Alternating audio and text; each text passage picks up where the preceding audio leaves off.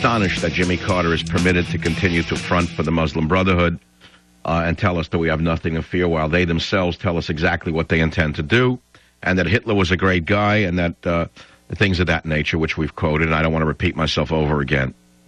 Why has Obama said nothing, not one word? Why has Obama, who was given a Medal of Freedom Award to one of the worst poets in the history of the world, I wouldn't even call her a poet, Maya Angelou, why is the man who's taken time out for such a disgrace and an abomination not said one word about the Iranian democracy movement?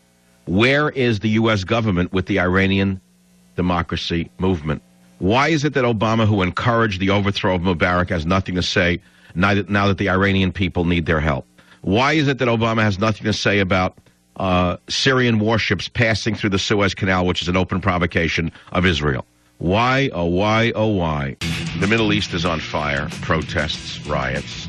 Just back from a trip to Israel to tell us what's going on is Erick Stakelbeck with an exclusive interview on what he saw happening for the Savage Nation. Michael, always a pleasure to be here, and I just returned from a 9-day stay in Israel, and what a time to be there, Michael, with obviously this Egyptian revolution going on in the Middle East, and many other Middle Eastern regimes feeling the heat, these mass protests in many Middle Eastern countries. So to be in the Middle East, in the heart really, in Israel, and observing this was a very interesting experience, and while I was there, got a chance to talk to several senior-level Israeli officials about the state of affairs in their country and in the Middle East and the nature of the threats that are gathering. And as you can imagine, Michael, the main topic of much of our conversation was the situation in Egypt, where I was just standing a few hundred miles away from Cairo, where I was in Israel. Basically, in talking to senior-level Israeli officials all last week in Jerusalem, Michael, they are uniformly pessimistic. The big winners here, they feel, are the Muslim Brotherhood and Iran. You know, one Israeli official was frustrated. He told me, look, the whole world, including the U.S. administration, is euphoric over the possibility of democracy in Egypt. And the Israelis are looked at as party poopers, he said, because we're the only ones urging caution here. Basically, Michael, throughout this process, the Israelis have acted like the adults in the room. And they know the Middle East. They're there. They have to live with whatever comes out of this Egyptian revolution. The Israelis have to live with it. It's right on their southern border. And, Michael, I can tell you, from talking to Israeli officials, they think this is going to end badly. And me personally, as an analyst of these events, I think it's going to end badly. Why do you say that? Basically, one Israeli official laid it out for me like this, Michael. He said, Egypt can go one of three ways right now. Number one, it'll be a military dictatorship. Number two, it will develop into an Islamist adversary, kind of in the Turkey model, where hopefully the military is the only thing standing between the regime and all-out Sharia law. And they would take power with the Muslim Brotherhood in Egypt through elections, just like the radicals in Turkey took power in 2002 and gradually chipped away at Turkish institutions. So that's the second option, a Turkey-style model in Egypt where the Muslim Brotherhood is in control and they're hostile to Israel. The third option is the nightmare scenario, an all-out radical jihadist state run by the Muslim Brotherhood in the mold of Iran.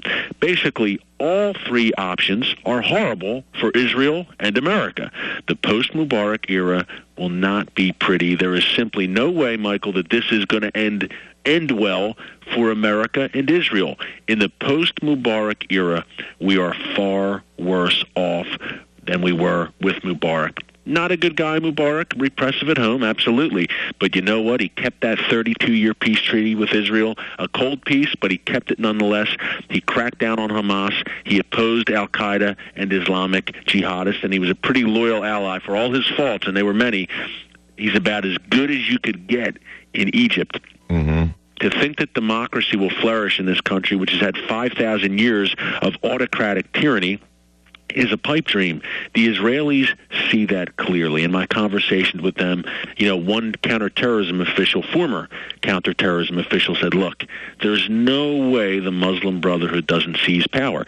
He thinks it's not going to happen overnight, but it's got to happen. The Brotherhood or some like-minded Islamists are going to seize power.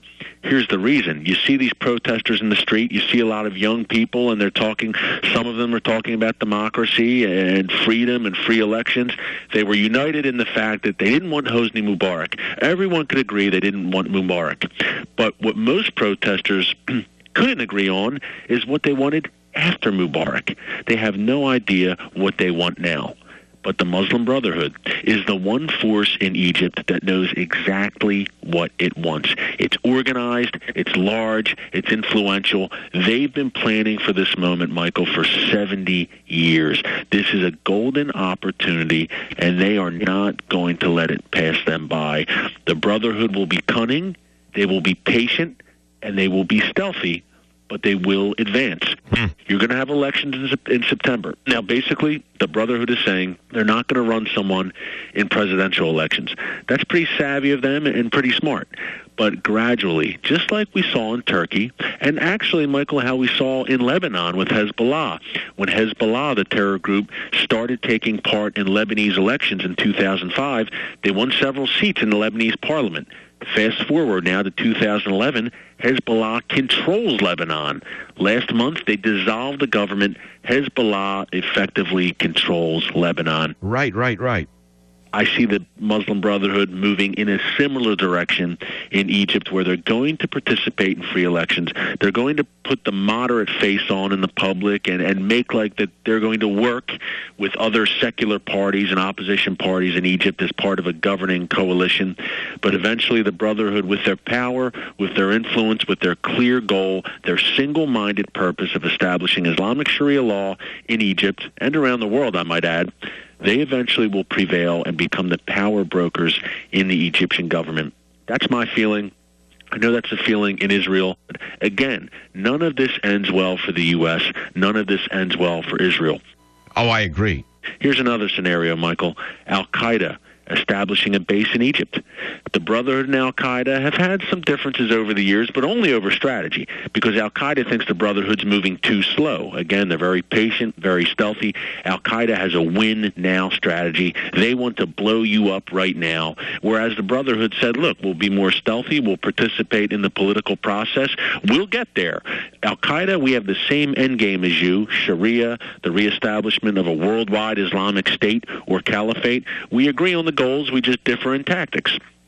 But the Brotherhood would gladly put that aside, as would Al-Qaeda, if Al-Qaeda could establish a base in Egypt. And look at that Sinai Peninsula, Michael, between Egypt and Israel, which Israel gave to Egypt in the peace treaty that was brokered with Sadat in the late 70s. Egypt handed the Sinai Peninsula back over to Egypt. That's a largely lawless place, that Sinai Peninsula. Bedouin raiders and brigands run wild in the Sinai. That could really develop into a trouble spot. Egypt patrols and controls the Sinai. That could develop. It's a desert region right to the south of Israel, in between Israel and Egypt. That could develop into a real trouble spot. This is unbelievable to me. And other than the Brotherhood, the other main beneficiary here is Iran. Already, Iran has been crowing. If you've been watching news reports over the last 2 weeks, Iran has been crowing about this, saying this is great for the Egyptian people. It's a new Middle East, a new day for Islam in Egypt. Iran is crowing about this. They see a golden opportunity as well. Iran is spreading its tentacles throughout the Middle East, Syria, Gaza, Lebanon, Yemen. Iran is everywhere, and it's almost, Michael, like a pincer movement forming around Israel. That's exactly the intention. Now Iran, not even a week after Mubarak stepped down, Iran is sending ships through the Suez Canal and into the Mediterranean Sea. Reportedly, Iran will be sending 2 warships through the Suez into the Mediterranean as a direct provocation to Israel. The stakes have been raised very high. Iran is feeling its oats right now, sowing its oats, feeling very good about itself. Egypt, which was a major Iranian rival, Mubarak, the Iranians, no diplomatic relations for the past 30 years, did not get along. Mubarak's now gone. And the Iranians see the possibility of a jihad, Iran-friendly Muslim Brotherhood coming to power. And we can't even consider the fact that the Brotherhood is Sunni, Iran is Shia. Throw that out the window. Why? Hamas, which is the Brotherhood's Palestinian branch, Iran is their biggest benefactor, biggest funder.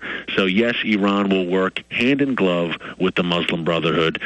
So Iran will also have a base in Egypt. Already they are trying to spread their influence in that country, Michael. I can guarantee you, and I reported exclusively just about 2 weeks ago on CBN, how Iran is trying to establish a Red Sea base. Oh, my God. They'd like a port in the Red Sea to further project their power, menace Israel, Saudi Arabia, Egypt, their regional rivals. They're trying to establish a Red Sea port in Sudan. Where is Sudan? Just south of Egypt. So you could envision a scenario where Iran is using the Red Sea to transit money, weapons, fighters even, from Sudan into Egypt to their friends in the Muslim Brotherhood. You could see this all playing out. We see it all lining up right now. So Iran and the Brotherhood are very, very happy right now with what's going on in Egypt. Why is the Obama administration seeming to ignore the danger of the Muslim Brotherhood? The Obama administration truly believes they can work with the Muslim Brotherhood.